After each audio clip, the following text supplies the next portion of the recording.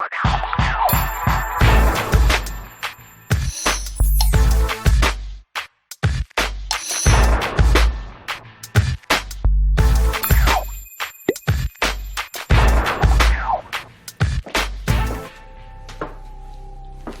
आ गई आप? हाँ जी। कैसी रही मीटिंग? क्या है यासिर, आपको पता है कि आज मुझे बहुत गुस्सा आया और मुझे बहुत अफसोस भी हुआ। खैरियत है? हाँ यासिर, मेरी मसीही बहनें आप देखो कि चर्च भी जाती हैं, इबादतों पर भी जाती हैं, लेकिन उसके बावजूद उनकी जिंदगी में कोई तब्दीली नजर नहीं आती। खुदावंद कई रूहानी खुराक हासिल करने के बजाय एक दूसरे की ऐबजोइयां करती हैं और कितना ज्यादा आप देखो दूसरों को ठोकर लगती है इस बात से। हाँ, ये अफसोस की बात तो है बेशक। ये बहुत ही अफसोस की बात है यासिर, और हकीकत में आप यकीन करें कि मैं कई दफ़ा बड़ी हैरान होती हूँ ये देखकर कि कितने मसीही ऐसे हैं जो इस बात का दावा करते हैं कि वो खुदावंद के शागिर्द हैं, लेकिन उसके बावजूद उनके दिलो दिमाग से, उनके किरदार से कोई तब्दीली ही नजर नहीं आती। लेकिन आप परेशान ना हो, बहुत से ऐसे मसीही हैं जो अब तक अपनी पुरानी इंसानियत में जी रहे हैं, लेकिन ये मेरे और आपकी जो है, हमें खुदावंद ने खिदमत दी है कि हम उनकी मदद करें और उनका हौसला बढ़ाएं। बिलाशुबा ऐसे बहुत से मसीही हैं जो अब तक अपनी पुरानी इंसानियत में ज़िंदगी बसर कर रहे हैं। उनकी ज़िंदगी से रूहानी फल ज़ाहिर नहीं होता, ना ही वो कसरत की ज़िंदगी का तजुर्बा करते हैं और ना ही उनकी ज़िंदगियाँ जो हैं वो पुरमाने नज़र आती हैं। बिल्कुल, और खुदावंद की दुनिया में आने का मकसद ही ये था कि हम कसरत की ज़िंदगी पाएं। बिल्कुल, और खुदावंद के कलाम में से वाज़ेह तौर पर बयान किया गया। अगर आप मेरे साथ निकालें यूहन्ना की इंजील, उसका 10वां बाब और उसकी 10वीं आयत में, तो हमें बड़े वाज़ेह तौर पर पता चलता है कि खुदावंद यीशु मसीह के आने का मकसद ही यही था। आप मेहरबानी करके पढ़ें। जी जरूर। चोर नहीं आता मगर चुराने और मार डालने और हलाक करने को, मैं इसलिए आया कि वो जिंदगी पाएं और कसरत से पाएं। जी काशिफ, आपने देखा कि खुदावंद यीशु मसीह के आने का असल मकसद यही था कि हर मसीही जो है वो कसरत की ज़िंदगी का तजुर्बा हासिल करें और अपनी पुरानी इंसानियत से निकल कर वो एक नया इंसान बने, एक नई मखलूक जो है वो बने। फिर यासिफ, क्या वजह है कि लोग आज कसरत की जिंदगी का तजुर्बा नहीं रखते? कौन सी चीज़ ऐसी है जो उन्हें रोके हुए है? काशिफ, इसको समझने के लिए हमें कलाम मुकद्दस में से 3 किस्म के लोगों के बारे में देखना पड़ेगा और इससे इस बात को हम बेहतर तौर पर समझ पाएंगे। मेरे साथ आप निकालें पहला करंथियों, उसका 2रा बाब और उसकी 14वीं आयत। और कलाम जिस पहले आदमी का जिक्र करता है उसे हम नफसानी आदमी कहते हैं, या इसे हम इंग्लिश में नेचुरल मैन भी कहते हैं। और मेहरबानी करके आप इस हवाले को हमारे लिए पढ़ें। जी।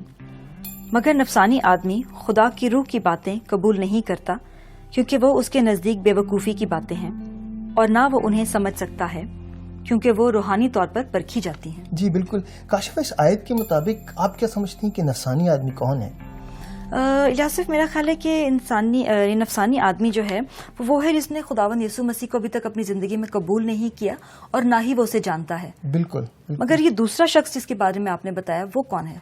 दूसरा शख्स जिसके बारे में कलाम मुकद्दस बताती है वो है, हम देखते हैं कि अंग्रेजी में हम इसे कहते हैं कार्नल मैन और हम उर्दू में इसे कहते हैं जिस्मानी शख्स। और इसका जिक्र जो हमें पहला करंथियों उसका 3रा बाब और उसकी पहली 3 आयत में मिलता है। और मेहरबानी करके आप इस हवालात को हमारे लिए पढ़ें। जी। ऐ भाइयों, मैं तुमसे इसलिए कलाम ना कर सका जिस तरह रूहानियों से, बल्कि जैसे जिस्मानियों से, उनसे जो मसीह में बच्चे हैं।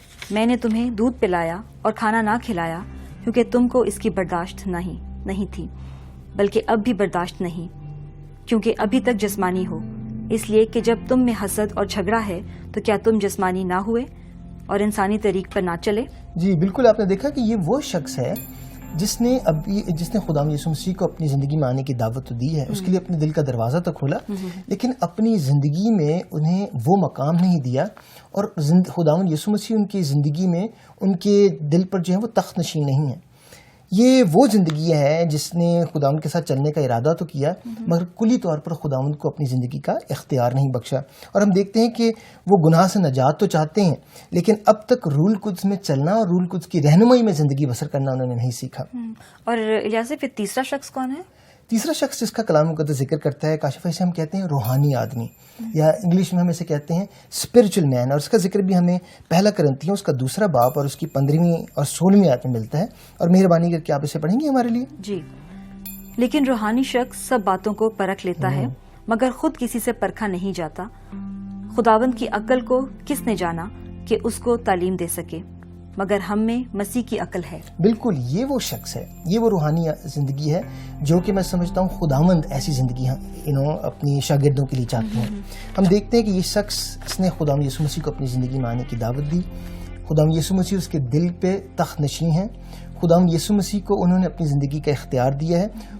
वो रूह की रहनुमाई में अपनी ज़िंदगी गुजारते हैं, कसरत की ज़िंदगी का तजुर्बा करते हैं, और ये ऐसा शख्स है जो अपनी ज़िंदगी का हर फैसला खुदावंद की मर्ज़ी के मुताबिक लेता है।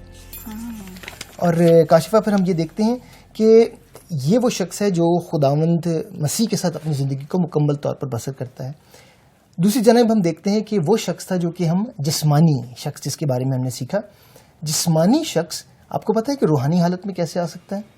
इलासिफ, मैं समझती हूँ कि जो जिस्मानी शख्स है वो रूहानी हालत में इस तरह से आ सकता है कि जैसे हम सांस लेते हैं तो जब वो सांस बाहर निकालता है तो उसका मतलब ये है कि वो अपने गुनाहों का इकरार करता है और अपने गुनाहों के लिए खुदावंद के साथ मुत्तफिक भी है। और जब हम सांस अंदर लेते हैं तो हम देखते हैं कि हम रूहुल कुद्स को अपनी जिंदगी का कंट्रोल देते हैं, उससे मामूर होते हैं और कुव्वत पाते हैं। तो आप रूहानी सांस की जो मश्क के हवाले से बात कर रहे हैं, बिल्कुल जैसे आपने बड़े वाज़ेह तौर पर बताया कि जब हम सांस को बाहर निकालते हैं, अपनी गंदी सांस को, उससे मुराद ये है कि हम अपने गुनाहों का इकरार करते हैं, हम अपनी कमजोरियों का खुदा के सामने इकरार करते हैं, और जिसका जिक्र हमें पहला यूहन्ना उसका पहला बाप और उसकी 9वीं आयत में मिलता है। क्या मैं ये हवाला आपके लिए पढ़ सकता हूँ? जरूर। ये हमें कलाम मुकद्दस में बड़े वाज़ेह तौर पर पता चलता है कि खुदावंद का कलाम ये कहता है कि पहला यूहन्ना उसका पहला बाप और उसकी 9वीं आयत में, अगर हम अपने गुनाहों का इकरार करें तो वो हमारे गुनाहों को मुआफ़ करने और हमें सारी नाराज़गी से पाक करने में सच्चा और आदल है। काशिफा, जैसे आपने बताया था कि जब हम अपने सांस को बाहर निकालते हैं तो हम अपने गुनाहों का इकरार करते हैं, और याद रखें कि खुदावंद हमारे उन सब गुनाहों को मुआफ़ करता है जिसका हम इकरार करते हैं खुदावंद के सामने। और जैसे आपने हमें रूहानी सांस के हवाले से बताया था कि जब हम सांस अंदर लेते हैं तो हम रूहुल कुद्स की मामूरी को ईमान से हासिल करते हैं। और याद रखें कि रूहुल कुद्स की मामूरी में हासिल करने में हम दो चीज़ों को हमेशा याद रखें। पहली चीज़ ये है कि हम खुदावंद के उस जो है वो हुक्म को सीखें, और खुदावंद का हुक्म क्या है? इफसियों उसका 5वां बाप और उसकी 18वीं आयत में, कि रूह से मामूर होते जाओ। और रूहुल कुद्स की मामूरी के हवाले से जो दूसरी बात हम सीखते हैं कि हम ईमान से जो है वो रूहुल कुद्स से मामूर होते हैं, और उसका जिक्र हमें पहला यूहन्ना उसका 5वां बाप और उसकी 14वीं और 15वीं आयत में मिलता है, और वो मैं आपके सामने ज़रूर पढ़ना चाहूँगा।